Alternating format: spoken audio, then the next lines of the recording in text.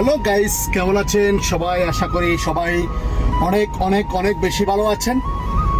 অনেকেই আমাকে কোয়েশ্চেন করেছেন, ভাই আপনি কোথায় থাকেন, কি করেন, আর আপনি বাংলাদেশ আওয়ামী লীগের ব্যাপারে এভাবে অ্যাগ্রেসিভ কথাবার্তা বলেন। কোনো নেতাকর্মীকে তো দেখা যায় না আপনার মতো এভাবে অ্যাগ্রেসিভ মুডে কথা বলতে।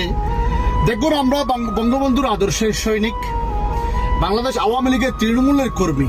আমি আপনাদেরকে আগেও বলেছিলাম, বিএনপির মহাসচিব হওয়ার থেকেও 5 টাকার ফরম নিয়ে বাংলাদেশ আওয়ামী লীগের সদস্যপদ নেওয়াটা অনেক বেশি সম্মানের। আমি অনেক বেশি সম্মানিত মনে করি, কারণ আমি জাতির পিতার দলের একজন নগণ্য কর্মী, সেজন্য।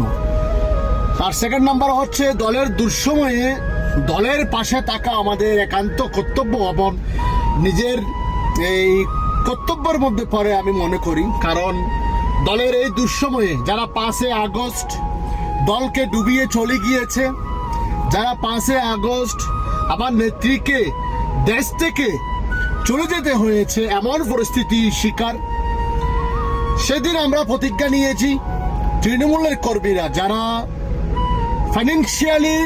ফাইন্যান্সিয়ালি কোনো অ্যাক্টিভ না, আমরা নেত্রীর কাজে কর্মে অ্যাক্টিভ।